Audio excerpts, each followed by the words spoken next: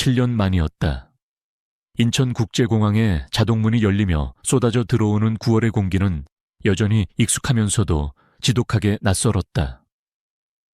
하윤서는 얼굴을 반쯤 가린 선글라스를 고쳤으며 잠시 걸음을 멈췄다.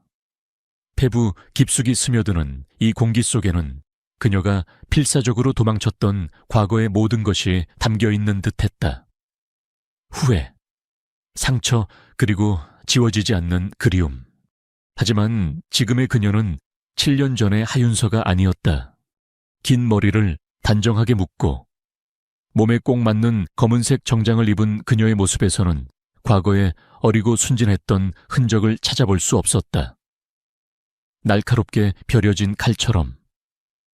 그녀의 온몸에서는 빈틈없는 전문성과 냉철한 카리스마가 흘러나왔다. 이제 세상은 그녀를 하윤서가 아닌 엘리라고 불렀다. 실리콘밸리에서 혜성처럼 나타나 수많은 기업들의 보안 시스템을 구원한 전설적인 화이트 해커. 그녀의 진짜 정체를 아는 이는 아무도 없었다. 그녀의 손에 들린 태블릿 화면에 암호화된 메시지 하나가 떠 있었다. 넥스코어 중앙서버 3차 방화벽 붕괴. 내부 데이터 유출 시작. 엘리의 도움이 필요하다. 넥스코어. 그 이름을 보는 순간 윤서의 심장이 차갑게 내려앉았다. 대한민국 최고의 IT 기업이자 그녀가 7년간 의식적으로 외면해온 이름. 그녀는 이 프로젝트를 거절하려 했다. 하지만 천문학적인 보수와 더불어 단 한 번도 뚫린 적 없는 넥스코어의 보안 시스템이라는 타이틀이 그녀의 승부욕을 자극했다. 무엇보다 그녀는 이제 더 이상 도망만 치는 약한 존재가 아니라는 것을 스스로에게 증명하고 싶었다. 엄마. 그때 귀에 꽂힌 무선 이어폰에서 맑고 경쾌한 목소리가 들려왔다. 7살배기 딸 하진아였다. 비행기 재밌었어. 구름 위는 폭신폭신해. 그럼 우리 공주님 생각하면서 왔지. 오빠는 윤서의 목소리가 한순간에 부드럽게 녹아내렸다. 그녀가 이 지독한 세상에서 살아남을 수 있었던 유일한 이유. 그녀의 전부인 쌍둥이. 하진우, 엄마한테 인사하네. 진아의 타박에 이어 딸과는 사뭇 다른 차분하고 논리적인 아들. 하진우의 목소리가 들려왔다. 서울까지 비행시간은 874분. 현재 시각은 오후 4시 12분. 엄마는 14시간 동안 잠을 못 잤을 확률이 92.8%야. 피곤할 테니 용것만 간단히 할게. 이모가 만들어준 저녁 메뉴가 마음에 안 들어. 협상 결렬이야. 윤서는 자신도 모르게 웃음을 터뜨렸다. 아들은 모든 면에서 그녀를 닮았고 딸은 아마도 그를 닮았을 것이다. 그 상상만으로도 가슴 한쪽이 시큰했다. 알았어. 꼬마 천재님, 엄마가 빨리 일 끝내고 돌아갈게.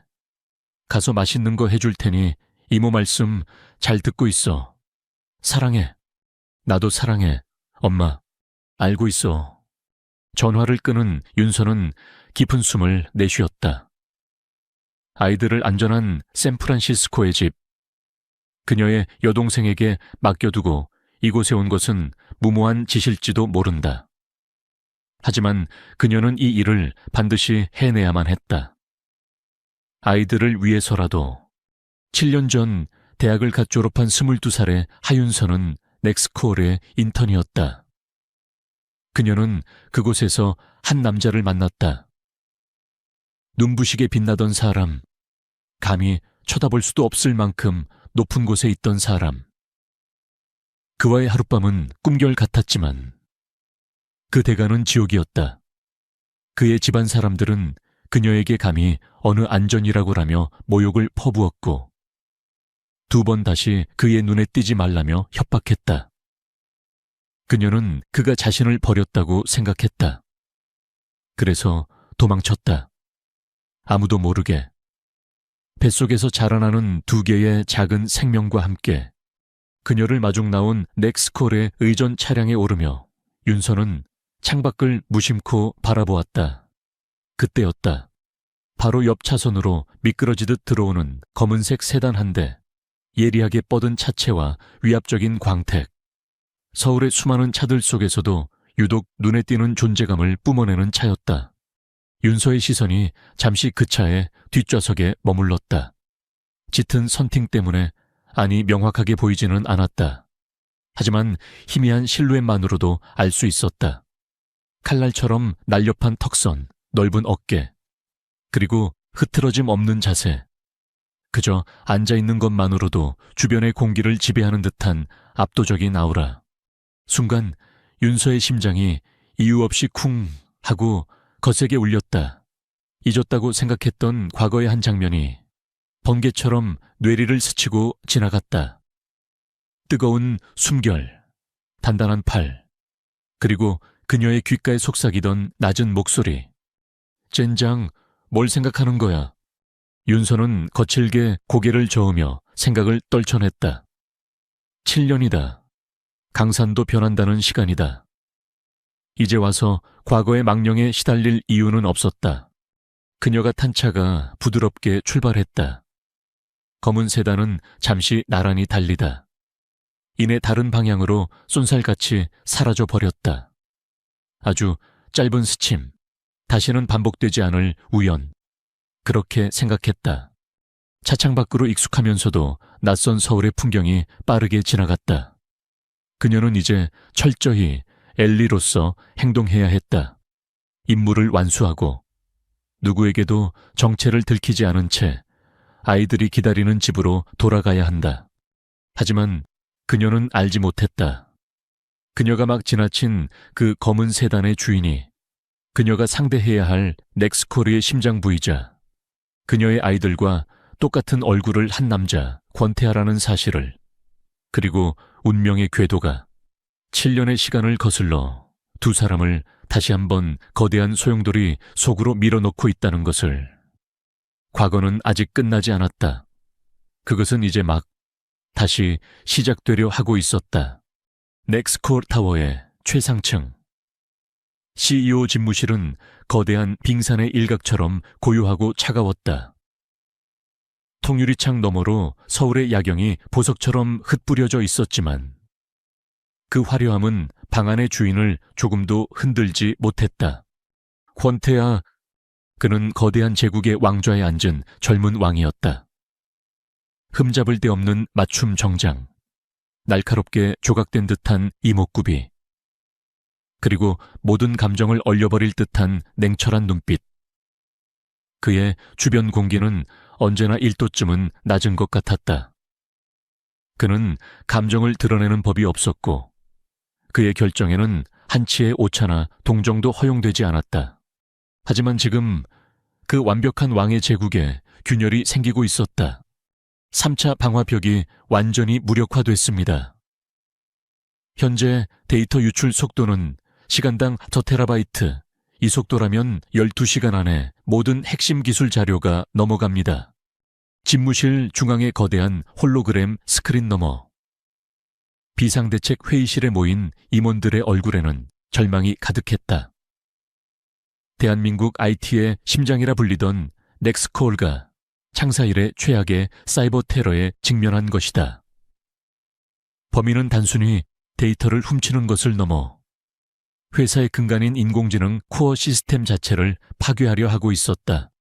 모두가 패닉에 빠진 상황 속에서도 권태아는 미동조차 하지 않았다. 그는 불타는 성을 내려다보는 군주처럼 스크린에 떠오른 복잡한 소스 코드를 응시할 뿐이었다. 그의 눈은 마치 매의 눈처럼 수백만 개의 코드라인 속에서 단 하나의 변칙점을 찾아 헤매고 있었다. 사내 보안팀은 전원 대기시켜. 외부 전문가에게 연락은. 그의 낮은 목소리가 스피커를 통해 울리자 소란스럽던 회의실이 순간 조용해졌다. 네, 대표님. 실리콘밸리의 엘리와 접촉했습니다. 현재 한국으로 입국 중이며 내일 오전 본사에 도착할 예정입니다. 좋아. 그 여자가 도착하기 전까지 무슨 수를 써서라도 시간을 벌어. 그의 말은 명령이었고 그 누구도 토를 달 수 없는 절대적인 것이었다.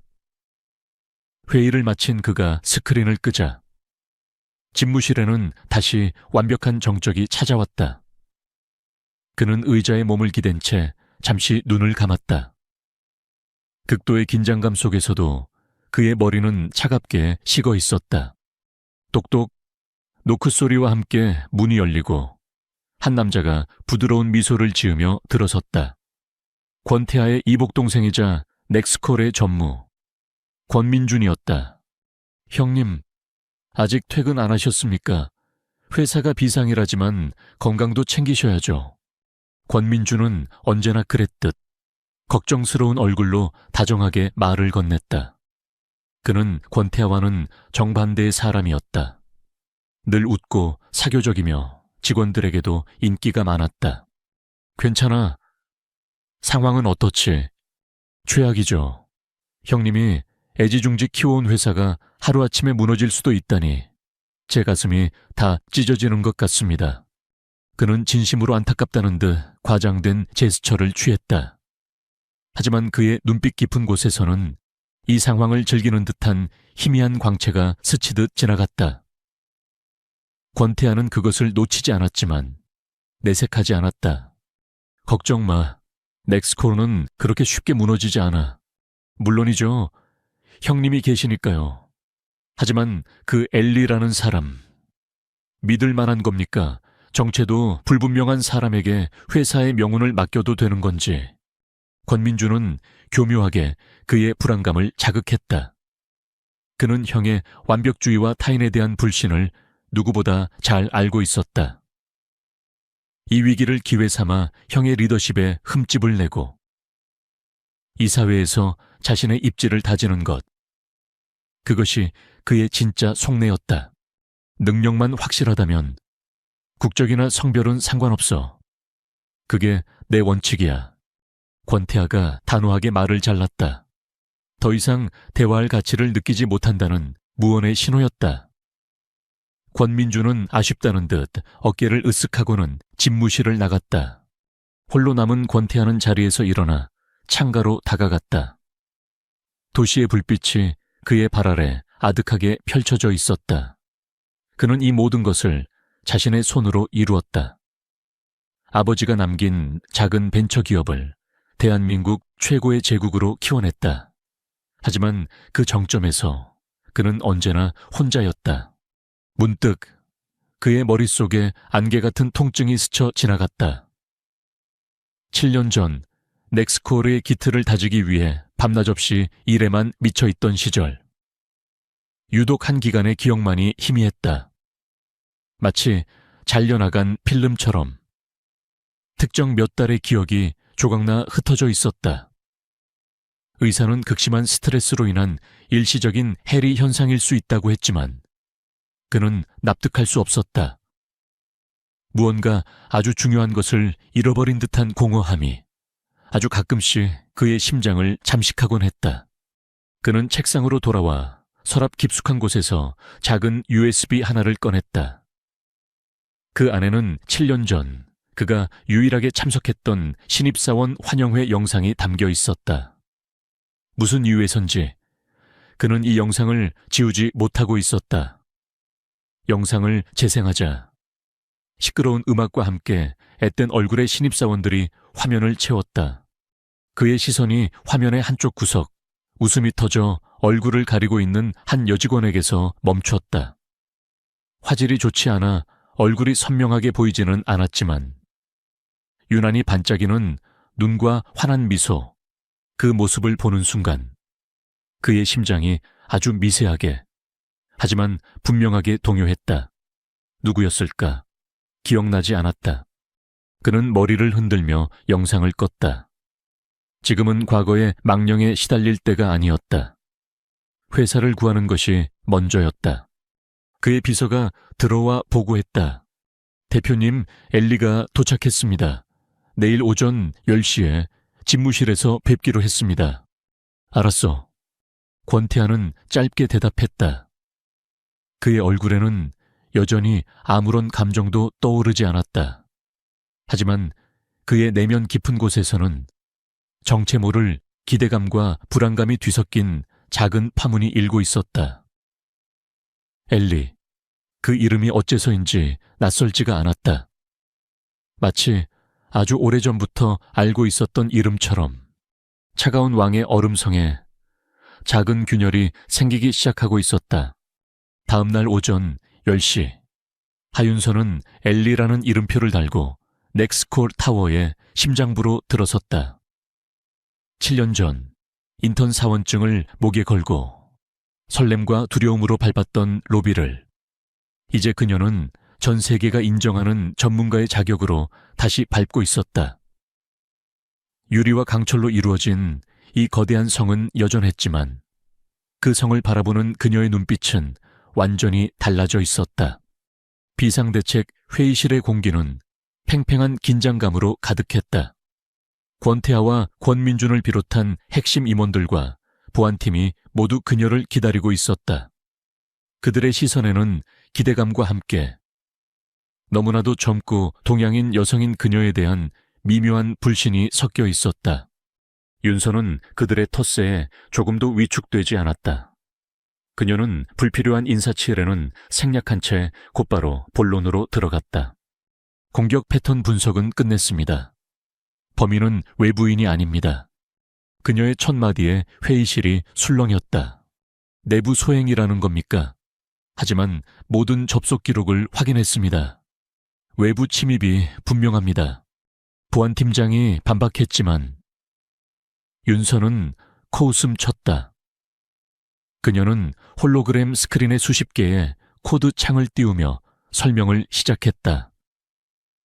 그녀의 손가락이 허공을 가르자 복잡한 데이터들이 마치 살아있는 생물처럼 움직이며 재구성되었다. 범인은 외부에서 공격하는 것처럼 위장했지만 실제로는 내부에 아주 작은 백도어를 심어뒀습니다. 7년 전에 만들어진 아주 오래되고 원시적인 형태의 백도어입니다.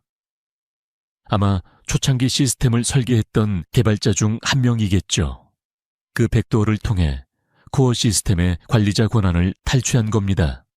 그녀의 분석은 빠르고 정확했으며 거침이 없었다.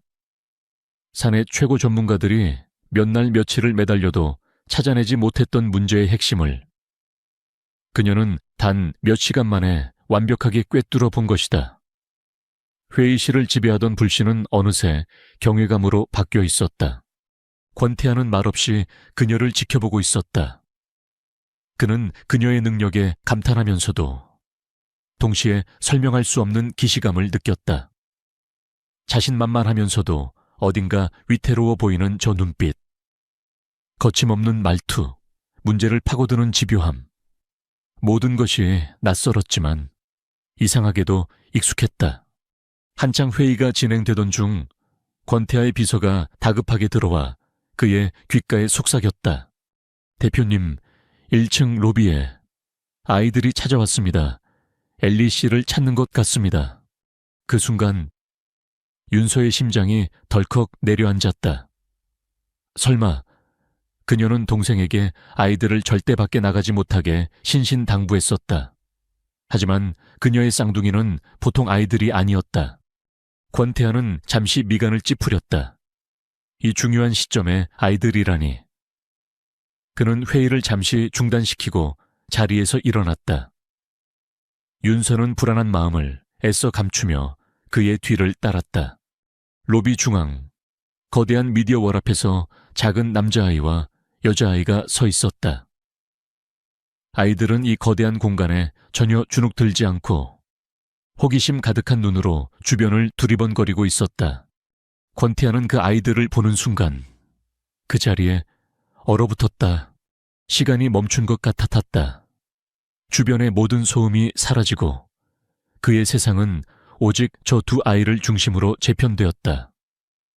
자신의 어릴 적 앨범에서 막 튀어나온 것 같은 얼굴, 자신과 똑같이 생긴 눈, 코, 입, 특히 남자아이가 무언가에 집중할 때 살짝 찌푸리는 미간은 그가 거울을 볼 때마다 마주하는 자신의 모습 그대로였다. 그는 평생 느껴보지 못한 강렬한 충격과 혼란에 휩싸였다. 이 아이들은 누구지? 왜 나와 이렇게까지 닮은 거지? 그가 멍하니 서 있을 때 여자아이가 먼저 그를 발견하고 고개를 갸웃거렸다. 아저씨, 누구세요? 혹시 우리 엄마 알아요? 여기서 제일 똑똑한 사람이 우리 엄마인데. 진아의 당돌한 질문에 이어 진우가 그를 위아래로 훑어보며 분석하듯 말했다. 아저씨, 얼굴 어디서 본 것 같아요. 이상하네. 내 기억 데이터베이스에는 없는 사람인데. 권태하는 아이들의 말에 대답할 수 없었다. 그는 홀린 듯 아이들에게 다가가 무릎을 굽혀 시선을 맞추었다. 아이들에게서 나는 희미한 분유 냄새와 햇살 냄새, 그 향기가 그의 닫혀있던 기억의 문을 희미하게 두드리는 것 같았다. 그는 자신도 모르게 손을 뻗어 진우의 머리를 쓰다듬으려 했다. 바로 그때였다. 하진우, 하진아. 엘리베이터에서 내린 윤서가 새하얗게 질린 얼굴로 달려왔다. 그녀는 아이들과 권태아가 함께 있는 모습을 보고 세상이 무너지는 듯한 절망감을 느꼈다. 7년간 필사적으로 지켜온 비밀이 가장 원하지 않았던 방식으로 가장 피하고 싶었던 남자 앞에서 산산조각 나고 있었다. 엄마. 아이들이 반갑게 달려가 그녀의 다리를 끌어안았다. 엄마. 그 한마디가 권태하의 혼란스러운 머릿속에 마지막 퍼즐 조각처럼 박혔다. 그의 시선이 아이들에게서 그들을 필사적으로 감싸 안는 엘리에게로 옮겨갔다. 이 아이들이 이 여자의 아이라고 나와 똑같이 생긴 아이들의 엄마가 바로 내 앞에 있는 이 여자라고. 흩어져 있던 파편들이 하나의 끔찍한 그림으로 맞춰지기 시작했다.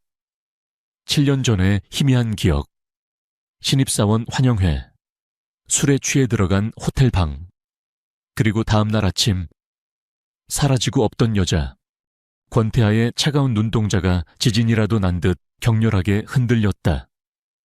그의 완벽하게 통제되던 세계가 아이들의 해맑은 얼굴과 여자의 절망적인 눈빛 앞에서 송두리째 무너져 내리고 있었다. 넥스코리의 거대한 로비는 순간 진공 상태가 되었다. 권태하, 하윤서, 그리고 그들 사이에 선 두 아이. 시간은 흐르지 않았고 공기는 무게를 가졌다. 윤서는 아이들을 제 등 뒤로 숨기며 맹수로부터 새끼를 지키려는 어미처럼 온몸의 신경을 곤두세웠다. 그녀의 눈빛은 더 이상 유능한 전문가 엘리의 것이 아니었다. 그것은 7년 전 모든 것을 잃고 쫓겨나야 했던 하윤서의 절박한 눈빛이었다. 권태하는 혼란 속에서도 본능적으로 상황을 파악했다. 저 여자의 눈빛, 공포와 경계심, 그리고 자신을 향한 깊은 적대감. 그는 이 모든 감정의 소용돌이 한가운데에 자신과 똑같이 생긴 두 아이가 서 있다는 사실을 믿을 수가 없었다. 침묵을 깬 것은 윤서였다. 그녀는 놀라울 정도의 속도로 평정을 되찾았다. 목소리에서는 이 시의 떨림도 느껴지지 않았다. 죄송합니다. 대표님. 제 동생에게 갑작스러운 일이 생겨 아이들을 잠시 부탁했는데 의사소통에 착오가 있었던 것 같습니다. 업무에 방해를 드렸군요.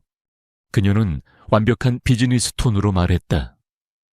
대표님이라는 호칭은 그와 그녀 사이에 넘을 수 없는 벽을 쌓아 올렸다. 그녀는 아이들의 손을 잡고 그를 스쳐 지나가려 했다. 잠깐.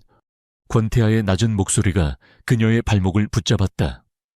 그는 아이들에게서 눈을 떼지 못한 채 물었다. 아이들 이름이 뭐지? 대표님께서 아실 필요 없는 정보입니다. 윤서는 얼음처럼 차갑게 대답하고는 더 이상 그에게 눈길 한번 주지 않고 아이들을 데리고 로비를 빠져나갔다. 홀로 남은 권태하는 마치 거대한 망치로 머리를 맞은 듯 한동안 그 자리에 서 있었다. 로비를 오가는 수많은 직원들의 시선이 느껴졌지만 아무것도 그의 의식에 들어오지 않았다. 오직 자신을 닮은 두 아이의 얼굴과 그를 바라보던 여자의 저기에 찬 눈빛만이 그의 머릿속을 가득 채웠다. 그는 비틀거리듯 자신의 집무실로 돌아왔다. 방금 전까지 그의 모든 신경을 곤두세웠던 사이버 테러 문제조차 이제는 사소하게 느껴졌다. 그는 책상에 놓인 7년 전 신입사원 명부를 집어들었다. 그리고 그 안에서 하윤서라는 이름을 찾아냈다. 앳된 얼굴의 증명사진. 로비에서 마주친 엘리와는 전혀 다른 사람이었지만 날카로운 눈매와 굳게 담은 입술에서 희미하게 현재의 모습이 겹쳐 보였다. 그는 수화기를 들었다. 최 비서, 네, 대표님, 엘리라는 여자, 본명, 국적, 가족관계, 과거 행적, 모든 것을 알아내. 특히 아이들에 대해서 누가 아버지인지, 언제 어디서 태어났는지, 24시간 주지. 내일 아침까지 내 책상 위에 보고서 올려. 누구도 알아선 안 돼. 명령을 내리는 그의 목소리는 강철처럼 차가웠지만 그가 쥔 수화기는 미세하게 떨리고 있었다. 다음 날 윤서는 넥스콜에 마련된 자신의 임시 사무실에서 밤샘 작업의 결과를 정리하고 있었다. 그녀는 어제의 충격에서 벗어나 다시 엘리의 가면을 썼다. 감정에 휘둘릴 시간이 없었다. 빨리 이 일을 끝내고 아이들이 있는 곳으로 돌아가는 것만이 유일한 목표였다. 그때 사무실 문이 열리고 권태아가 들어왔다. 그의 손에는 최 비서가 막 보고한 듯한 얇은 서류 파일이 들려 있었다. 그의 눈빛은 어제보다 훨씬 더 깊고 날카로워져 있었다. 그는 파일을 그녀의 책상 위에 던지듯 내려놓았다. 하윤서, 7년 전 우리 회사 인턴이었더군. 그의 입에서 나온 자신의 본명에 윤서의 어깨가 순간 굳었지만 그녀는 표정을 바꾸지 않았다. 과거의 이력일 뿐입니다. 지금은 그저 엘리일 뿐이죠. 그래, 엘리. 대단한 전문가더군. 7년 만에 완전히 다른 사람이 돼서 나타났어. 그는 그녀에게 한 걸음 다가섰다. 그의 큰 그림자가 그녀를 완전히 뒤덮었다. 아이들은 정말 나와 상관없는 건가? 그의 목소리는 낮고 위험했다. 그는 단도직입적으로 물었다. 쌍둥이더군. 아들과 딸 7살. 공교롭게도 당신이 우리 회사를 그만둔 지 정확히 10개월 뒤에 태어났어. 그리고 그 아이들은 나를 기이할 정도로 닮았지.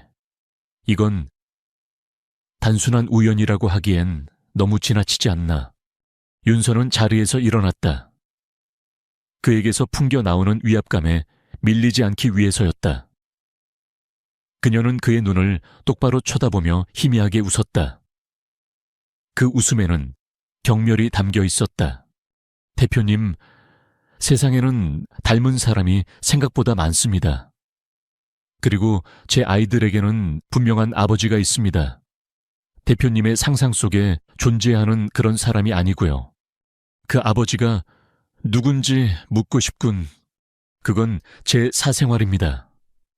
대표님께서는 지금 컨설턴트의 사생활을 침해하고 계시는군요.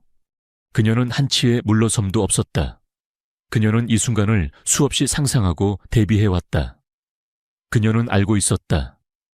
이 남자에게 진실을 말하는 순간 7년 전의 악몽이 되풀이될 것이라는 것을. 그의 가족들은 자신의 아이들을 결코 가만두지 않을 것이다. 오만한 상상이시군요. 대표님, 그녀는 그의 자존심을 건드리는 가장 날카로운 말을 골라 던졌다. 7년 전 대표님께서는 수많은 인턴 중 한 명이었던 제 이름조차 모르셨을 겁니다. 스쳐 지나간 2년 하나를 가지고 아이들의 얼굴이 조금 닮았다는 이유만으로 이런 엄청난 착각을 하시다니. 넥스코르의 CEO는 원래 그렇게 비논리적인 분이셨습니까? 그녀의 차가운 말에 권태아의 얼굴이 굳어졌다. 그는 할 말을 잃었다. 증거가 없었다. 오직 상황적 정황과 자신의 주체할 수 없는 직감뿐이었다. 그런데 저 여자는 그 모든 것을 오만한 착각이라며 비웃고 있었다. 팽팽한 대치는 그렇게 끝이 났다. 그는 아무런 소득 없이 사무실을 나갔다. 문이 닫히자마자 윤서는 다리에 힘이 풀려 의자에 주저앉았다. 심장이 미친 듯이 뛰고 있었다. 같은 시각 집무실로 돌아온 권태하는 책상 위에 놓인 아이들의 사진을 노려보았다. 최 비서가 몰래 찍어온 사진이었다. 사진 속에서 웃고 있는 아이들의 모습이 그의 심장을 헤집어 놓았다. 그는 다시 수화기를 들었다. 최 비서, 아이들이 마셨던 주스컵 확보했나? 네, 대표님, 즉시 유전자 감식센터로 보냈습니다. 결과 나오는 대로 보고해. 전화를 끄는 그의 눈이 차갑게 빛났다. 진실의 문은 굳게 닫혔지만 그는 포기하지 않았다. 어떤 수단을 써서라도 그는 저 여자의 완벽한 가면을 벗겨내고 그 뒤에 숨겨진 진실을 파헤치고야 말 것이다. 보이지 않는 전쟁이 시작되었다. 권민주는 그림자 속에서 움직이는데 능숙한 자였다. 그는 형 권태하의 작은 변화를 가장 먼저 눈치챘다. 철옹성 같던 형의 집중력에 미세한 균열이 생겼고 그의 눈빛은 종종 허공을 헤매었다. 그 변화의 중심에 엘리라는 여자가 있다는 것을 알아내는 것은 그리 어려운 일이 아니었다. 그의 정보원은 곧 놀라운 보고를 해왔다. 엘리의 본명은 하윤서, 7년 전 넥스콜 인턴. 그리고 권태하와 똑같이 생긴 쌍둥이 남매의 사진을 보는 순간 권민준의 등줄기를 차가운 전율이 훑고 지나갔다. 숨겨진 아이들, 그것도 둘씩이나. 만약 이 아이들이 권태하의 핏줄로 인정받는 날엔 자신이 평생을 바쳐 쌓아 올린 계획이 물거품이 될 터였다. 그는 아버지의 인정을 받지 못한 채 평생을 두 번째로 살아왔다.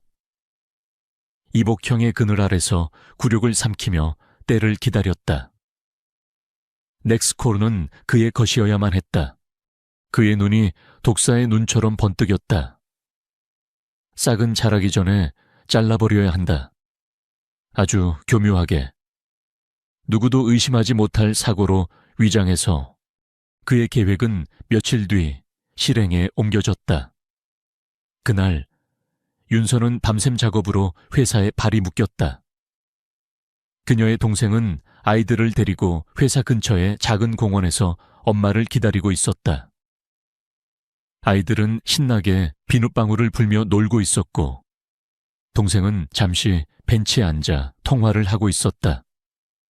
평화롭고 나른한 오후였다.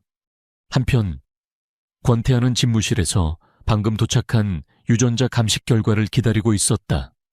하지만 그는 더 이상 초조하게 결과를 기다릴 수만은 없었다. 어제 아이들을 마주한 이후 그의 머릿속은 온통 아이들의 얼굴로 가득 차 있었다. 설명할 수 없는 이 강렬한 끌림의 정체를 확인하고 싶었다. 그는 결국 자리에서 일어나 무작정 회사 밖으로 나섰다. 발걸음은 자연스럽게 아이들의 엄마 하윤서가 있을 비상대책실이 아닌 회사 근처의 공원으로 향했다. 그가 공원 입구에 막 들어섰을 때였다. 공원 바로 옆 오래된 상가 건물의 옥상에서 인부 2명이 낡은 간판을 철거하고 있었다. 그들 중 한 명이 발을 헛디디는 척하더니 거대한 쇠파이프 하나가 낡은 고정장치에서 빠져나와 아래로 아찔하게 떨어지기 시작했다. 그리고 그 낙하 지점에는 비눗방울을 잡으려고 뛰어다니는 진우와 진아가 있었다.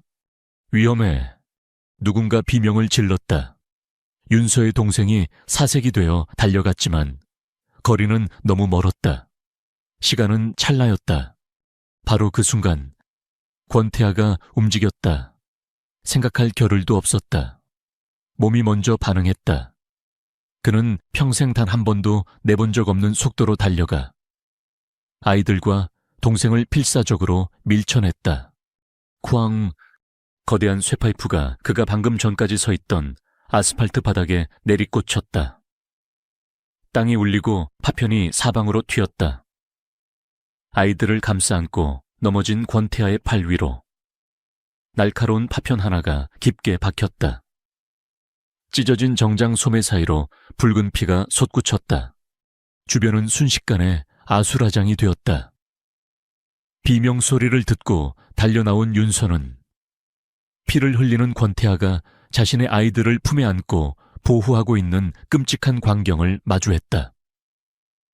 그녀의 머릿속이 하얗게 비었다. 괜찮아, 다친 데 없어.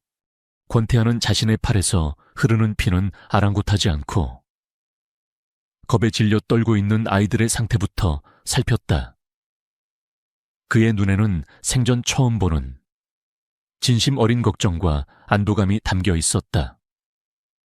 그 순간 DNA 감식 결과 따위는 더 이상 중요하지 않았다. 그의 온몸의 세포가, 그의 영혼이 소리치고 있었다. 이 아이들은 내 아이다. 윤서는 처음에는 이 모든 것이 권태아가 꾸민 짓일지도 모른다고 의심했다. 아이들에게 접근하기 위한 비열한 자작극. 하지만 자신의 몸을 던져 아이들을 구하고 피를 흘리면서도 아이들부터 걱정하는 그의 모습을 보자 그 의심은 눈 녹듯 사라졌다. 그의 행동에는 한치의 거짓이나 계산도 없었다. 그것은 오직 아비의 본능이었다. 그렇다면 이것은 사고가 아니다. 누군가 의도적으로 내 아이들을 노리고 있다. 7년 전 자신을 협박했던 그 검은 그림자, 그들이 다시 움직이기 시작한 것이다. 지독한 공포가 그녀의 온몸을 휘감았다. 잠시 후 병원 응급실 권태아는 팔의 상처를 치료받고 있었다.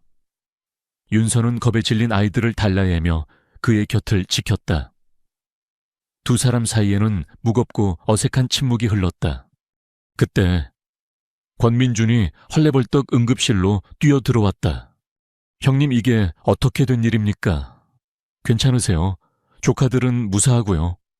그는 진심으로 걱정하는 얼굴로 이미 아이들을 조카라고 부르고 있었다. 그는 태연하게 권태아의 어깨를 감싸며 위로했다. 정말 큰일 날 뻔했습니다. 요즘 공사 현장 안전관리가 엉망이라더니 제가 회사 차원에서 강력하게 항의하겠습니다. 완벽한 연기였다. 하지만 그가 걱정스럽다는 듯 권태아의 어깨에 손을 올리는 순간 윤서는 그의 눈빛을 보았다. 아주 찰나였지만 그 안에는 안타까움과 분노가 뒤섞인, 목표가 빗나간 사냥꾼의 그것과 같은 섬뜩한 빛이 스쳐 지나갔다. 윤서의 등줄기를 소름이 돋았다. 범인은 권태아가 아니었다. 바로 저 남자, 언제나 사람 좋은 미소를 짓고 있는 저 남자였다. 독화살은 이미 발사되었다. 그리고 그 화살촉은 이제 권태아가 아닌 자신의 가장 약한 부분인 아이들을 향하고 있었다. 에서의 소란이 잦아들고 각자의 일상으로 돌아왔지만 그날의 사건은 두 사람의 세계에 지울 수 없는 파장을 남겼다. 권민준의 완벽한 연기에도 불구하고 권태아는 그를 의심하기 시작했다. 너무나도 시기적절했던 사고, 그리고 동생의 눈빛에 스쳤던 이질적인 감정. 그는 수년간의 비즈니스 전쟁을 통해 동물의 왕국보다 더 잔혹한 약육강식의 논리를 체득한 남자였다. 그는 우연을 믿지 않았다. 그의 의심은 곧 도착한 한 통의 이메일로 인해 확신으로 바뀌었다. 최 비서가 보내온 유전자 감식 결과 보고서였다.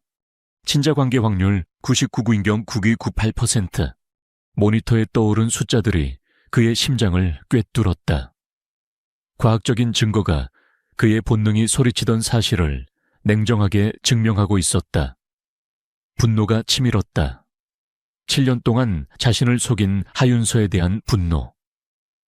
그리고 감히 자신의 아이들을 위협한 미지의 적에 대한 사르에 가까운 분노. 하지만 그 모든 것을 압도하는 감정은 7년이라는 시간을 통째로 도둑맞은 것에 대한 지독한 상실감이었다. 그는 더 이상 망설이지 않았다. 그날 밤 그는 경호원 한 명만 대동한 채 윤서가 머무는 보안 레지던스를 찾았다. 초인종 소리에 문을 연 윤서는 그를 보고 경악했지만 그는 막무가내로 안으로 들어섰다. 아이들은 이미 잠든 시간이었다. 거실에는 두 사람의 팽팽한 긴장감만이 감돌았다. 권태하는 아무 말 없이 테이블 위에 유전자 감식 결과 보고서를 올려놓았다. 윤서는 서류의 제목을 보자마자 모든 것을 체념한 듯 눈을 감았다. 이제 진실이 밝혀졌군. 그의 목소리는 차가웠다. 하지만 지금 당신을 비난하러 온 게 아니야. 거래를 하러 왔지. 우리 아이들을 지키기 위한 거래. 그는 우리라는 단어에 힘을 주어 말했다. 그 단어의 무게에 윤서의 어깨가 미세하게 떨렸다. 그날 사고, 단순한 사고가 아니라는 것쯤은 당신도 눈치챘겠지. 누군가 아이들을 노리고 있어. 7년 전 당신을 위협했던 그 배후와 동일 인물일 가능성이 높아. 당신 혼자서는 아이들을 지킬 수 없어. 그의 말은 사실이었기에 더욱 아팠다. 내가 가진 모든 힘과 자원을 동원해서 아이들을 지켜주지. 절대적인 안전을 보장하겠어. 그 대가로 당신은 7년 전의 모든 진실을 말해줘야겠어. 그리고 내가 아이들의 아빠로서 존재할 권리를 인정해줘. 지금 당장은 보호자로서라도. 그것은 거부할 수 없는 제안이었다. 윤서는 자존심과 아이들의 안전 사이에서 갈등했다. 하지만 그녀에게 선택권은 없었다. 그녀는 결국 고개를 끄덕였다. 그녀는 7년 전의 악몽을 털어놓았다. 그와의 하룻밤 이후 권태하의 계모이자 권민준의 친모인 서은혜 회장이 어떻게 자신을 찾아왔는지, 그녀가 어떻게 더러운 피를 운운하며 자신을 모욕하고 만약 다시 권태하 앞에 나타난다면 그녀와 그녀의 가족들까지 파멸시키겠다고 협박했는지를. 당시 권태하는 중요한 해외 프로젝트 때문에 몇 달간 출장을 간 상태였고 그녀는 그가 이 모든 사실을 알고 자신을 버렸다고 믿을 수밖에 없었다. 이야기를 듣는 내내 권태하의 표정은 얼음처럼 굳어 있었다. 그는 자신의 가족이, 자신의 아버지가 새로 들인 그 여자가 그런 끔찍한 짓을 저질렀다는 사실에 치를 떨었다. 그날 이후 두 사람 사이에 위태로운 동맹이 결성되었다. 그들은 밤마다 넥스코리아의 비상대책실에서 함께 시간을 보냈다. 윤서는 자신의 천재적인 해킹 실력을 이용해 사이버 테러의 배후를 추적했다.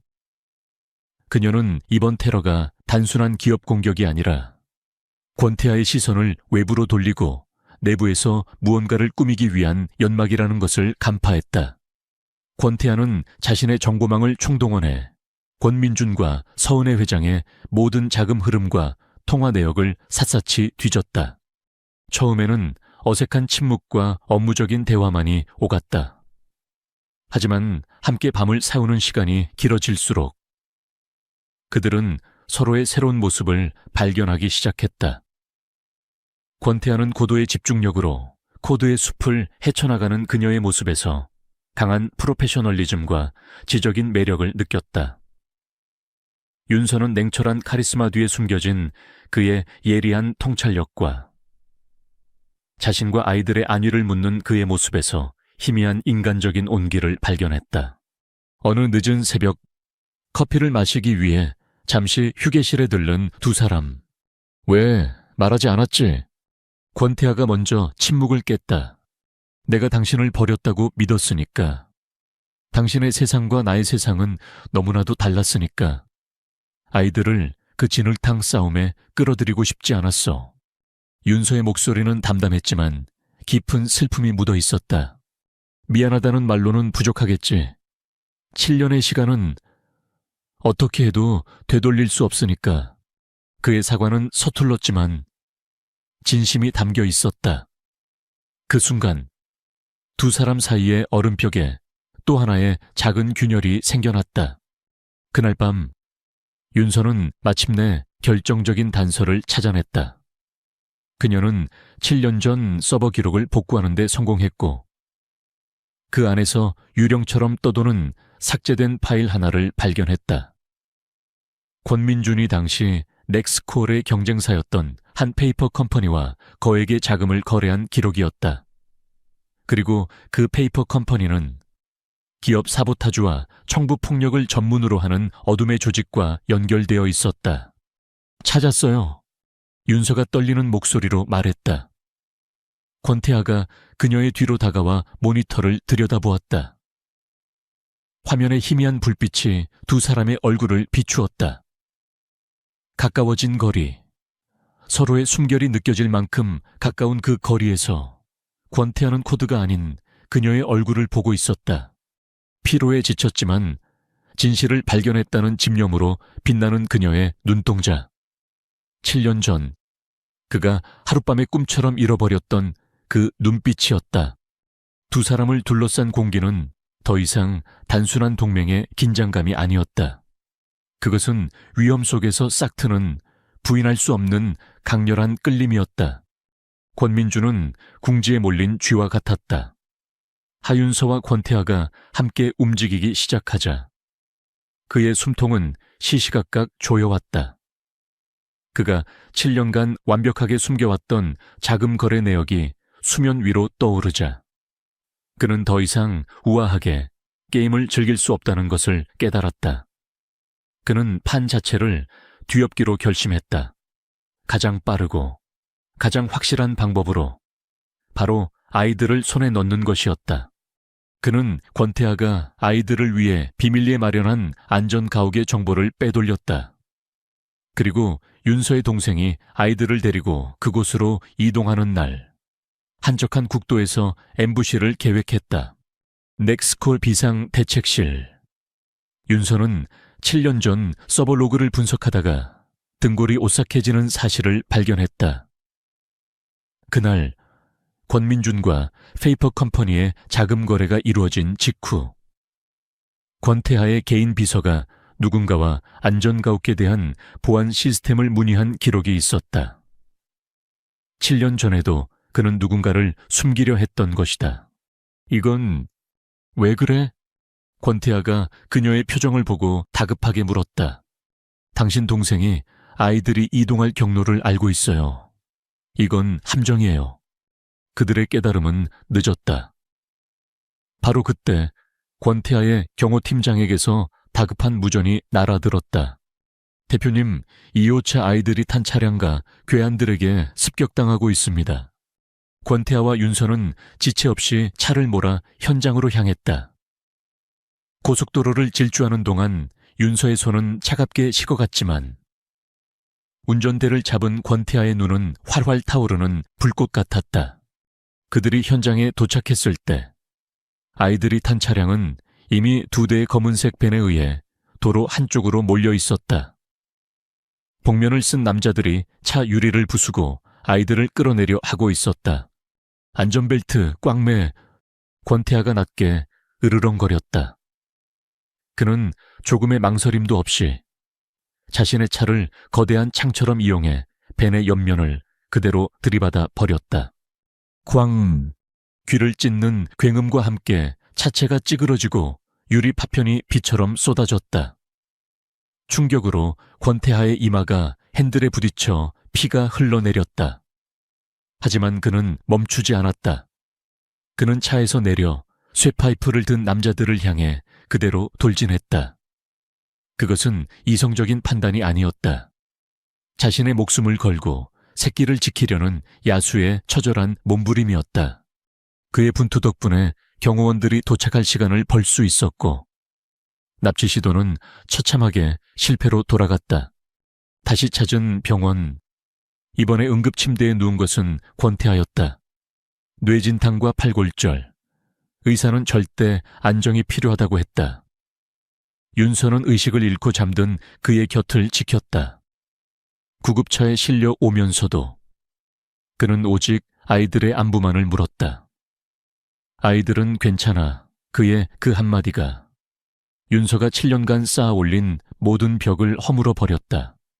그를 잃을지도 모른다는 공포.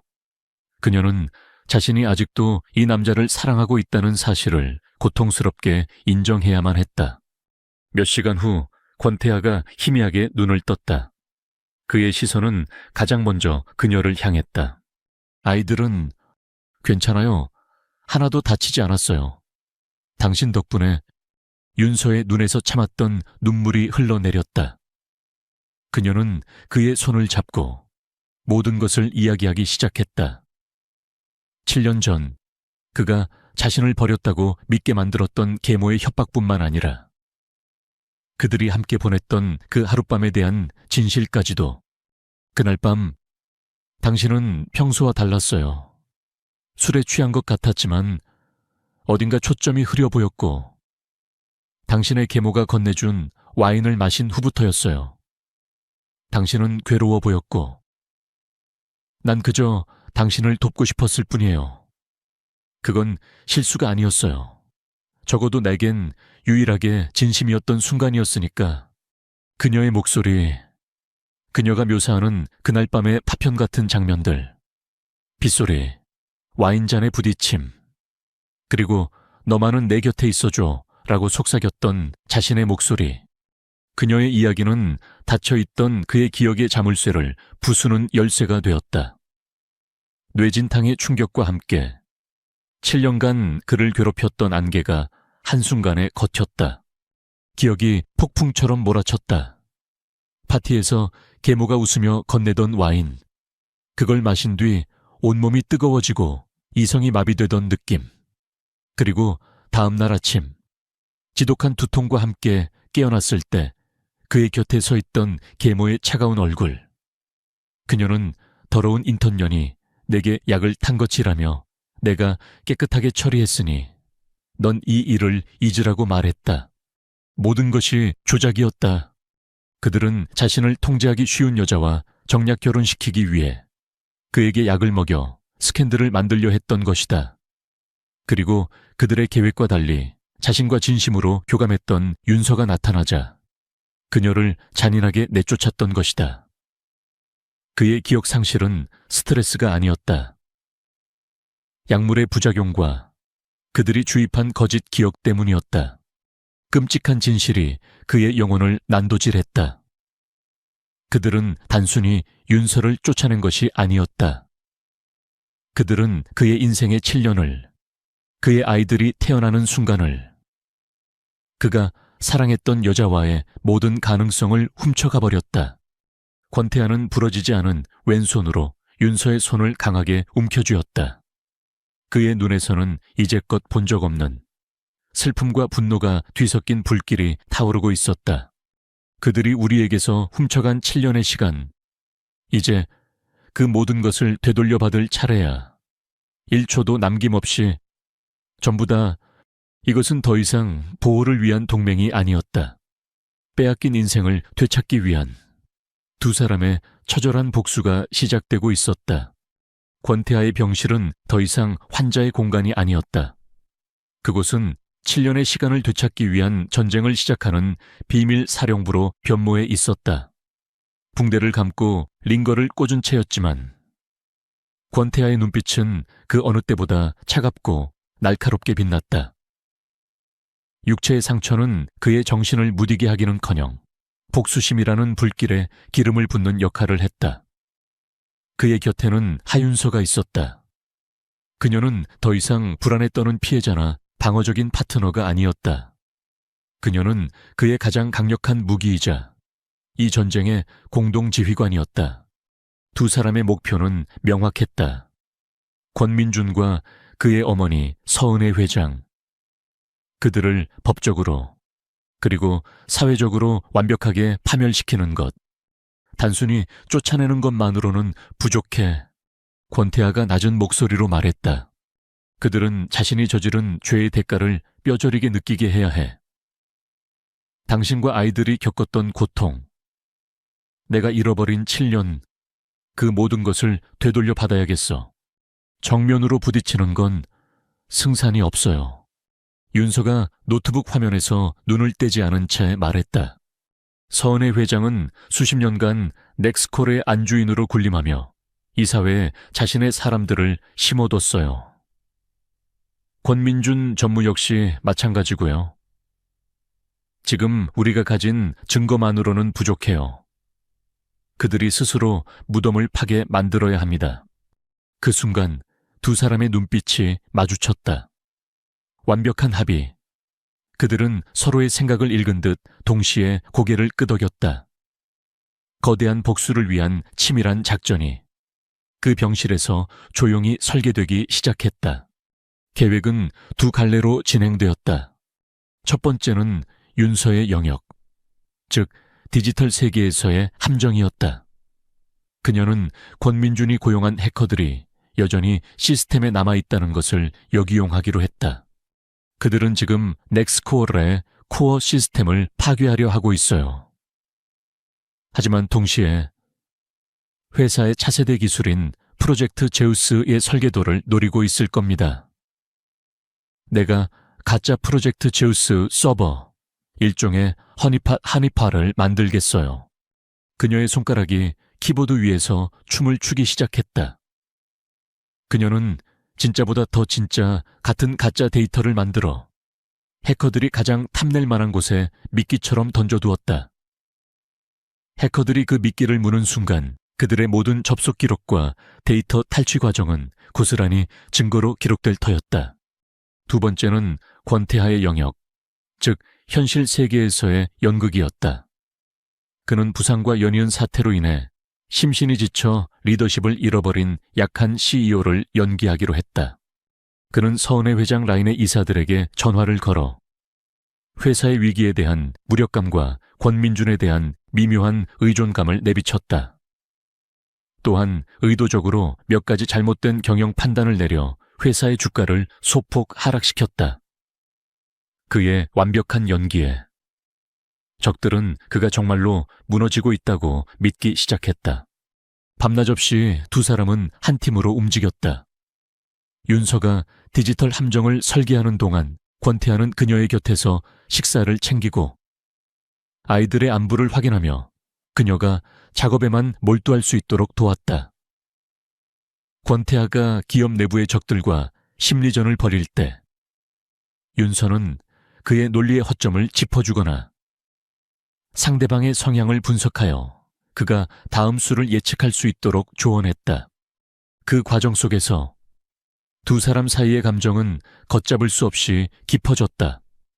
함께 밤을 새우며 커피를 나누어 마시고 지친 어깨를 서로에게 잠시 기대는 그 짧은 순간들. 7년 전 풋풋했지만 짧았던 감정은 이제 시련 속에서 단련된 깊은 신뢰와 연대로 발전하고 있었다. 덫에 놓인 쥐는 의심이 많은 법이다. 권민준은 해킹이 예상보다 너무 순조롭게 진행되자 이것이 함정일지도 모른다고 의심했다. 그는 윤서의 실력을 시험하기 위해 역으로 가짜 바이러스를 심어 그녀의 추적 시스템을 교란시키려 했다. 하지만 그는 하윤서를 너무 얕보았다. 윤서는 그의 수를 이미 읽고 있었다. 그녀는 권민준의 바이러스를 역추적하여 오히려 그의 개인 컴퓨터에 저장된 모든 비밀 자료들을 빼내는 통로로 삼아버렸다. 그의 의심은 오히려 자신의 목을 죄는 밧줄이 된 것이다. 마침내 권민준은 모든 의심을 거두고 마지막 공격을 감행하기로 결심했다. 그가 보기에 권태하는 이제 식물인간과 다름없었고 회사의 핵심 기술은 손에 넣기 직전이었다. 그가 고용한 해커팀이 허니팟 서버에서 대규모 데이터 전송을 시작했다. 윤서의 노트북 화면에는 그들의 모든 범죄 행위가 실시간으로 녹화되고 있었다. 동시에 권태하의 완벽한 연기에 완전히 속아 넘어간 서은의 회장은 승리를 확신했다.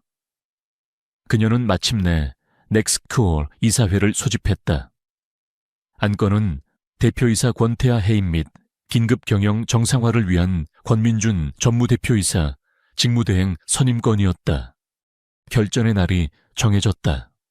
병원 침대에 기대 앉은 권태하와 그의 곁에 선 하윤서. 두 사람은 나란히 놓인 두 개의 태블릿 화면을 내려다보고 있었다.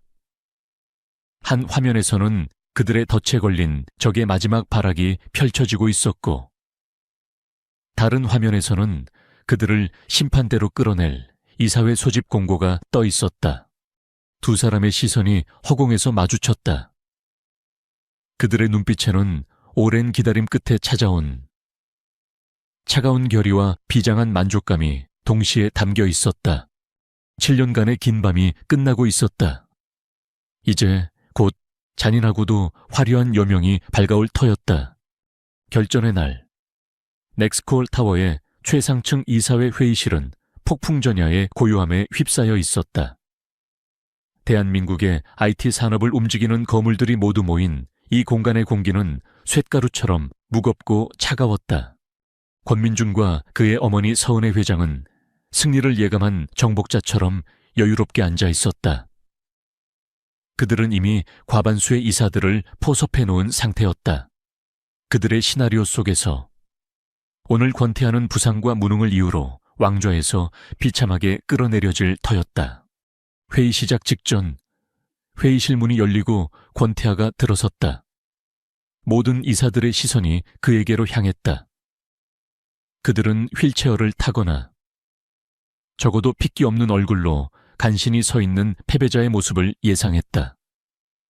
하지만 그들의 예상은 완전히 빗나갔다. 권태하는 조금의 흐트러짐도 없는 완벽한 모습이었다. 팔에 맨 세련된 슬링 팔걸이, 붕대은 오히려 그의 비장한 카리스마를 더해주는 액세서리처럼 보였다. 그의 눈빛은 부상당한 사자의 그것처럼 더욱 차갑고 매서워져 있었다. 그리고 그의 곁에는 엘리라는 이름표를 단 하윤서가 그림자처럼 서 있었다. 두 사람이 함께 뿜어내는 기운은 회의실의 분위기를 순식간에 압도했다. 서은혜 회장이 먼저 포문을 열었다. 그녀는 악어의 눈물을 흘리며 회사의 위기와 아들인 권태하의 건강 상태에 대한 깊은 우려를 표했다. 이에 저는 피를 토하는 심정으로 대표이사 권태하의 해임안을 긴급 안건으로 상정하는 바입니다. 모든 것은 넥스콜의 미래를 위한 고육지책입니다. 이어서 권민준이 일어섰다. 그는 형을 걱정하는 충신을 연기하며 권태하가 의도적으로 주가를 하락시킨 증거들을 제시했다. 모든 것이 그들이 짜놓은 완벽한 각본대로 흘러가고 있었다. 그럼 대표이사 해임안에 대한 투표를 시작하겠습니다. 서은혜 회장이 의사봉을 들려던 바로 그 순간이었다. 잠깐, 권태하의 낮은 목소리가 회의실 전체를 울렸다. 투표하시기 전에 모든 이사님들께서 반드시 보셔야 할 긴급 보안 브리핑이 있습니다. 현재 회사가 직면한 진짜 위협에 대한 보고입니다. 그가 손짓하자 하윤서가 앞으로 나섰다. 그녀는 더 이상 어둠 속의 조력자가 아니었다. 이 거대한 전쟁의 흐름을 바꿀 히든 카드였다. 회의실의 거대한 스크린에 그녀가 준비한 프레젠테이션이 시작되었다. 처음에는 사이버 테러의 기술적 분석에 대한 내용이었다. 지루함을 느끼던 몇몇 이사들의 표정이 그녀의 다음 한마디에 완전히 바뀌었다. 이번 사이버 테러는 외부의 공격이 아니었습니다. 내부의 적에 의해 자행된 더 큰 범죄를 은폐하기 위한 연막이었습니다. 윤서는 스크린의 허니팟 서버에 로그 기록을 띄웠다. 권민준이 고용한 해커들이 가짜 프로젝트 제우스 데이터를 훔쳐가는 모든 과정이 타임라인과 함께 생생하게 기록되어 있었다. 그리고 그 데이터가 전송된 최종 IP 주소는 권민준이 차명으로 소유한 페이퍼 컴퍼니의 서버로 명확하게 표시되어 있었다. 권민준 전무는 회사의 핵심 기술을 훔쳐 경쟁사에 팔아넘기려 했습니다. 이번 사이버 테러는 그 범죄를 감추기 위한 자작극이었습니다. 회의실은 충격으로 술렁였다. 권민준의 얼굴이 새하얗게 질렸다. 거짓말, 저 여자가 모든 것을 조작한 거야. 하지만 권태하는 그에게 반박할 기회조차 주지 않았다. 기업 스파이 행위가 전부가 아니지. 권태하가 다음 파일을 스크린에 띄웠다. 그것은 윤서가 권민준의 컴퓨터에서 복구해낸 음성 파일이었다. 파일에서는 권민준이 청부업자들과 함께 아이들을 위협할 사고를 모의하는 소름 끼치는 대화가 흘러나왔다. 단순한 사고로 위장해서 겁만 줘. 그럼 하윤서 그 계집은 알아서 기어나갈 테니까. 이제 회의실의 분위기는 충격을 넘어 경악으로 바뀌었다. 서은혜 회장의 얼굴에서는 핏기가 완전히 사라졌다. 마지막으로 7년 전의 이야기입니다. 권태하는 마지막 증거를 꺼내놓았다. 7년 전 자신이 약물에 중독되었다는 의사의 소견서, 그리고 그 약물을 처방받은 사람이 바로 서은혜 회장이었다는 기록. 마지막으로 그날 밤의 차량 사고를 조작했던 정비공이 모든 것을 자백하는 영상까지. 모든 진실이 만천에 드러났다. 완벽했던 계획이 산산조각 나자 권민준의 이성이 마침내 끊어졌다. 그의 온화했던 가면이 벗겨지고 질투와 열등감에 사로잡힌 추악한 민낯이 드러났다. 네가 다 망쳤어. 권태하. 그는 짐승처럼 울부짖으며 권태에게 달려들었다. 원래 다 내 것이었어. 넥스코어도. 아버지의 인정도 내 놈만 없었으면. 하지만 그의 주먹이 권태에게 닿기도 전에 대기하고 있던 경호원들에게 제압당했다. 그의 비참한 발악은 자신의 모든 죄를 인정하는 마지막 자백처럼 회의실에 울려 퍼졌다. 권태하는 무너진 동생을 차갑게 내려다보며 말했다. 이 모든 증거는 이미 검찰에 제출되었다. 그의 말이 끝나기 무섭게. 회의실 문이 열리고 검사들과 수사관들이 닥쳐 들어왔다. 발버둥치는 권민준과 실성한 사람처럼 넋을 잃고 앉아있는 서은혜 회장에게 차가운 수갑이 채워졌다. 오랜 시간 넥스코어를 지배했던 거대한 악의 축이 그렇게 허무하게 무너져 내렸다. 폭풍이 지나간 회의실, 권태하는 하윤서를 바라보았다. 그녀의 눈에는 뜨거운 눈물이 흐르고 있었다. 그것은 승리의 눈물이었고 7년의 고통을 씻어내는 구원의 눈물이었다. 두 사람은 말없이 서로를 마주보았다. 그 눈빛 속에는 함께 지옥을 건너온 전회와 그보다 더 깊고 뜨거운 감정이 담겨 있었다. 이사회실의 폭풍이 지나간 후 넥스코어는 빠르게 안정을 되찾았다. 권태하의 리더십은 그 어느 때보다 견고해졌고 모든 진실이 밝혀지자 대중의 신뢰는 오히려 이전보다 높아졌다. 법의 심판대에 선 권민준과 서은혜 회장은 자신들의 죄에 대한 혹독한 대가를 치렀다. 그들이 쌓아 올렸던 탐욕의 성은 그렇게 하룻밤 사이에 모래성처럼 허물어졌다. 모든 것이 제자리를 찾았지만 권태하와 하윤서 그리고 두 아이에게는 아직 풀어야 할 가장 중요한 숙제가 남아 있었다. 그것은 7년이라는 상처 입은 시간을 봉합하고 잃어버렸던 가족의 조각을 다시 맞추는 일이었다. 사건이 마무리된 며칠 후 권태하는 윤서에게 제안했다. 잠시 서울을 떠나자. 아이들과 그리고 당신과 나, 우리 넷만 있을 수 있는 곳으로. 그들은 바다가 보이는 조용한 별장으로 향했다. 넥스코리의 CEO도 전설적인 해커 엘리도 없는 오직 권태하와 하윤서 그리고 진우와 진아만이 존재하는 공간이었다. 그곳에서 권태하는 처음으로 아빠가 되는 법을 배우기 시작했다. 그는 평생을 명령만 내리며 살아온 사람이었다. 그런 그가 서툰 솜씨로 아이들을 위해 아침 식사를 준비하고 진우와 밤새도록 레고를 조립했으며 진아의 엉뚱한 동화책을 몇 시간이고 읽어주었다. 처음에는 어색해하던 아이들도 그의 진심 어린 노력 앞에서 서서히 마음의 문을 열기 시작했다. 진우는 까다로운 질문을 던져 아빠의 지식을 시험했고 진아는 그림을 그릴 때마다 그의 옆자리에 작은 의자를 끌어다 놓고 조잘조잘 참견을 했다. 아이들의 세상에 아빠라는 존재가 자연스럽게 스며들고 있었다. 윤서는 그 모든 광경을 한 발짝 뒤에서 지켜보았다. 아이들과 함께 웃는 그의 모습을 보며 그녀는 7년간 자신을 짓눌렀던 마지막 불안과 원망까지도 완전히 녹아내리는 것을 느꼈다. 그녀는 이제 이 남자를 온전히 신뢰할 수 있었다. 어느 날 밤, 아이들이 모두 잠든 후 두 사람은 테라스에 앉아 밤바다를 바라보고 있었다. 파도 소리만이 두 사람 사이에 고요함을 채우고 있었다. 미안해, 윤서야. 권태아가 먼저 침묵을 깼다. 내 세상이, 내 가족이 당신에게 너무 잔인했어. 내가 조금 더 일찍 알았더라면 당신과 아이들을 그렇게 혼자 두지 않았을 텐데. 그의 목소리에는 깊은 후회와 자책이 담겨 있었다. 나도 미안해요. 윤서가 그의 손을 부드럽게 잡았다. 지금의 당신을 믿어주지 못했던 것, 아이들을 당신에게서 숨기려 했던 것, 나도 당신을 너무 오랫동안 오해했어요. 두 사람은 말없이 서로를 바라보았다. 7년의 오해와 상처가 마침내 완전한 용서와 이해 속으로 녹아들고 있었다.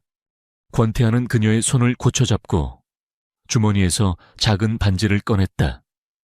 화려하지는 않지만 밤바다의 별빛을 담은 듯 깊고 푸른 사파이어가 박힌 반지였다. 7년 전에는 내가 너무 어리석어서 너를 알아보지 못했어. 하지만 이제는 알아. 네가 내 세상의 유일한 해답이라는 걸. 하윤서, 나와 그리고 우리 아이들과 진짜 가족이 되어주겠어. 그의 진심 어린 청혼에 윤서는 눈물을 흘리며 고개를 끄덕였다. 그가 그녀의 손가락에 반지를 끼워주자 두 사람은 7년의 시간을 거슬러 비로소 온전한 하나가 되었다. 몇 달 후 따스한 봄날의 오후, 네 사람은 이제 서울의